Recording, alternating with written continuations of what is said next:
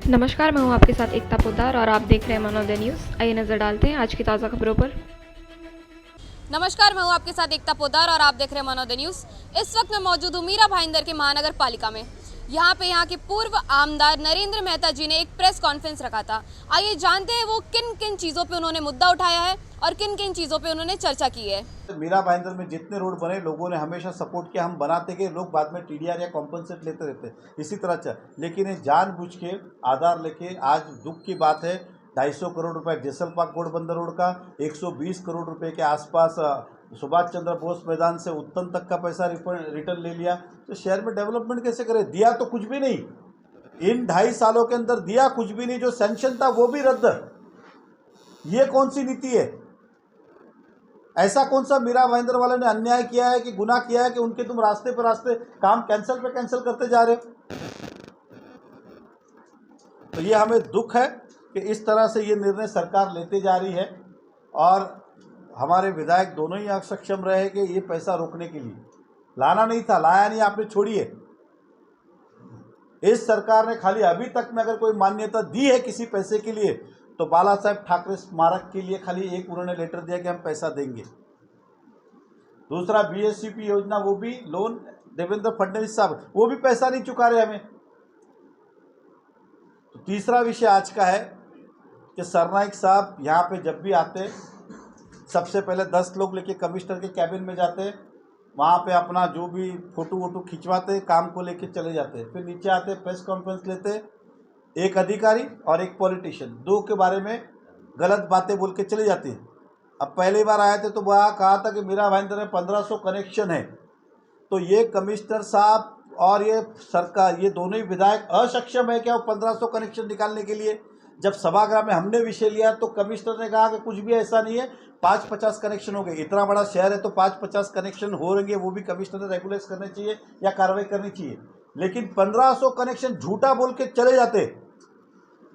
कितना झूठ बोलने का। फिर बोला अधिकारी मर्सिडीज में आता है, इसमें आता है, उनका काम नहीं होता तो इस अधिकारी को बदली करना, तो उसके ऊपर कोई भी आरोप लगा दो। और प्रशासन भी जानकारी लेती, जब प्रशासन में सभागृह पूछते ये अधिकारी दोषी है क्या, तो बोलता नहीं ऐसा कुछ भी नहीं है। तो फिर आपने बदली क्यों किया? तो दबाव के अंदर बदली किया। मतलब किसी को अगर दबाव बदली करना है तो आरोप लगा दो ताकि उसकी बदली, फिर मैंने देखो तेरा बदली करके दिखाया। दूसरे अधिकारी को डरा के धमकाने का काम किया जाता है। 1500 कनेक्शन कहाँ पर है? सरनाइक साहब को मैंने कहा था कि यादी दीजिए, वो आज भी यादी नहीं दे रहे। तो उसके दो ही कारण हो सकते, कमिश्नर को 50 मिले, या तो सरनाइक साहब ने 1450 कनेक्शन वाले के साथ अंडरस्टैंडिंग कर लिया है, या बात ही झूठ थी। अब वो नक्की करे, क्योंकि प्रशासन ठोक के कह रहा है। आप भी राइट ऑफ इंफॉर्मेशन पूछो तो बोलेगा कि ऐसे कनेक्शन है ही नहीं, पूरे शहर को ढूंढेंगे चेना से लेके उत्तन तक तो 25-50 कनेक्शन मिलेंगे, उनका कहना है यार। फिर इन्होंने कहा कि बीएसयूपी की इंक्वायरी लगानी चाहिए, वो शायद भूल गए बीएसयूपी प्रस्ताव किसका है। ये प्रताप सरनाइक साहब तब विधायक थे, राष्ट्रवादी कांग्रेस की सरकार थी, तब ये बीएसयूपी प्रोजेक्ट हुआ है, कोई भाजपा के टाइम पे नहीं हुआ है। समय पे ये प्रोजेक्ट कैंसिल हो गया, नहीं हुआ, इसके लिए कैंसिल किया। तो फिर हमने निर्णय लिया जब हम सत्ता में थे कि लोगों को वादा किया है तो हम उधार लेके भी, लोन लेके भी ये प्रोजेक्ट पूरा करेंगे। और देवेंद्र फडणवीस जी की सरकार में 100 करोड़ रुपया लोन मांगा, वो उन्होंने सैंक्शन किया, अभी तक इन्होंने डिसबर्स नहीं किया। मतलब इनके ही कार्यकाल में कॉन्ट्रैक्टर अपॉइंट हुए और यही बोलते हैं इंक्वायरी लगाओ। तो लगा ही लो ना, एक बार लगा ही लो। दूसरा मुद्दा, अगर वो कहते हैं गलत फ्लैट गए, आपको पता होगा जब ये बीएसयूपी प्रोजेक्ट हुआ तो हमारे पास एक शिवसेना की नगर सेविका थी, क्या है ना, सीताराम मिसेस शुभांगी नाइक, उनकी बेटी के पास आज वहां पे फ्लैट है। कहां से आया? रहती है अभी, जो पहले अलॉटमेंट हुआ।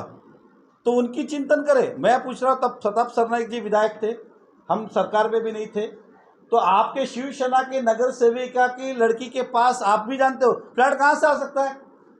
क्योंकि मैं इनको बचपन से जानता हूं, ये गोरदेव नाके पे केराली बिल्डिंग है, वहां पे रहते थे और मेरे ही साथ पैनल में पहली बार चुन के आए थे। मैं तो इस परिवार को बचपन से जानता हूं। ये कहते हैं वहां पे, और उनकी लड़की की उम्र भी होगी करीबन मेरे ख्याल से 30। तो कब से रहते थे? मतलब बचपन में ही अलग से वहां रहना शुरू कर दिया था क्या? 5 साल की उम्र से? तो हमारे पे आरोप लगाए। दूसरी बात, अभी जब लॉटरी सिस्टम करके घर देने की बात है, फिर सरकार के पास गए कि इसमें घोटाला है, गड़बड़ है, भ्रष्टाचार है, ये सब चीजें सरकार से स्टे लेके आए। अब उन्हीं के सरकार ने कहा कि ये सब बराबर है, इसलिए हम स्टे नहीं देते। तो अभी आप बताइए कितना झूठ बोलने का इंसान ने।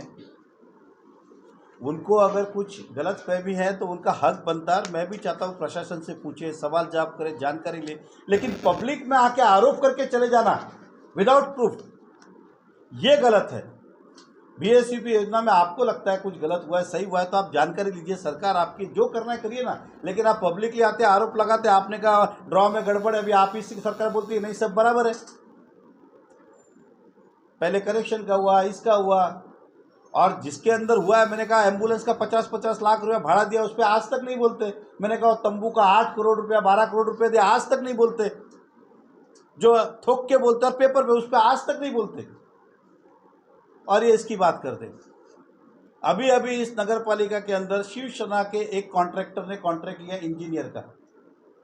अब वो कॉन्ट्रैक्ट उसका बिलो था, इसलिए उसका L1 में था, इसलिए उसको मंजूर करा।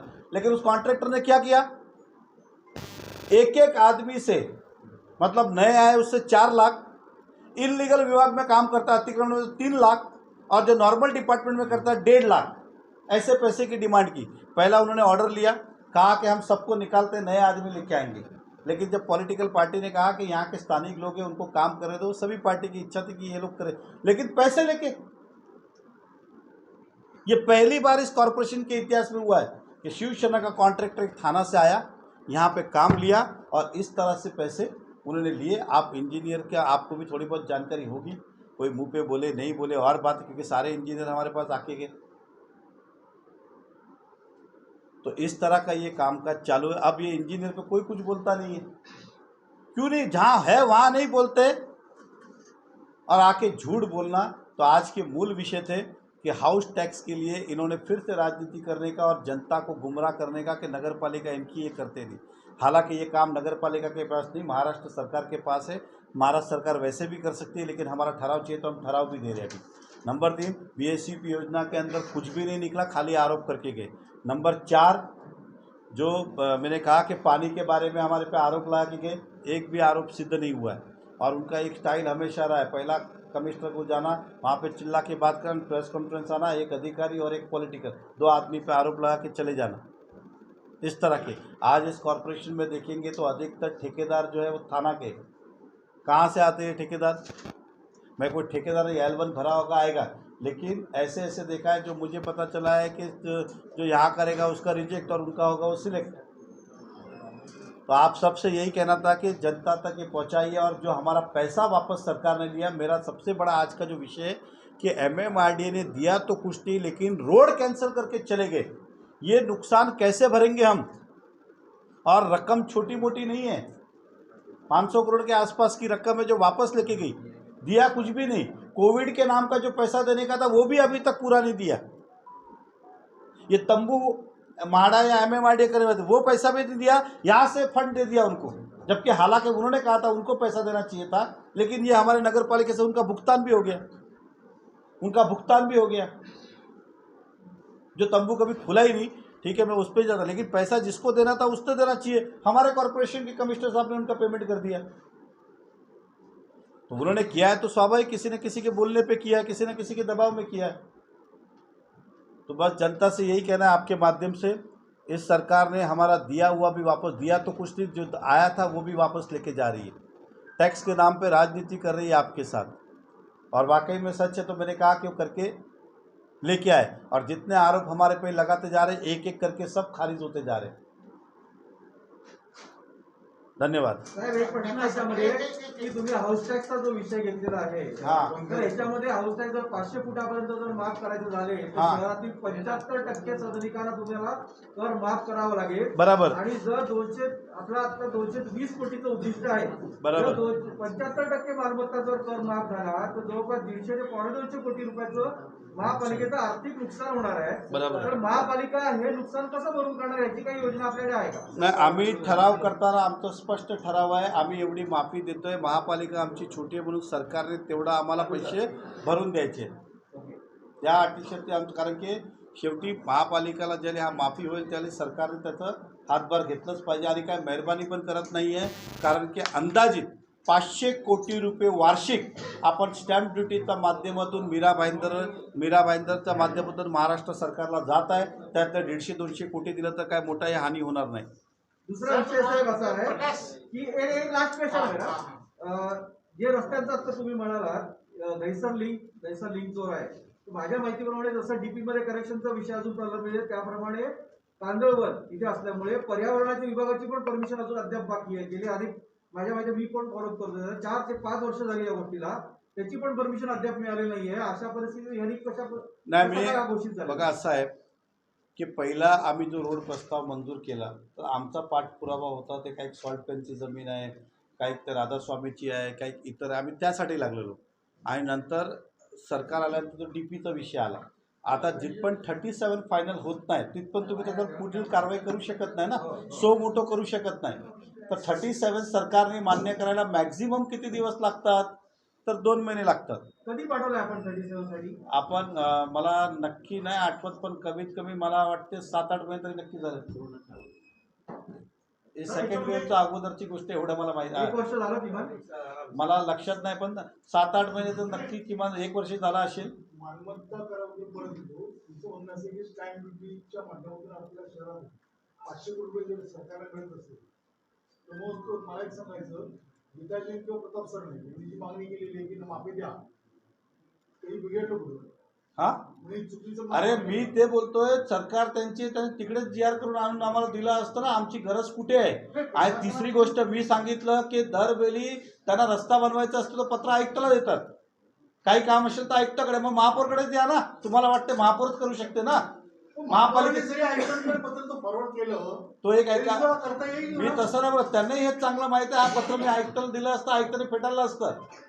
महापौरला देऊन खाली राजकारण करायचं की महापौर करत नाही असं दाखवायचा प्रयत्न करायचं. प्रशासन म्हणजे सत्ता तुमची आहे तर तुम्ही हा प्रस्ताव भाजपा 500 देगी हाउस टैक्स माफी, उसी धरती के ऊपर यहाँ के दोनों विधायक प्रताप सरनाईक जी, गीता जैन जी ने हमारे मेयर को लेटर दिया है कि आप भी मीरा भाईंदर में माफ़ी दें.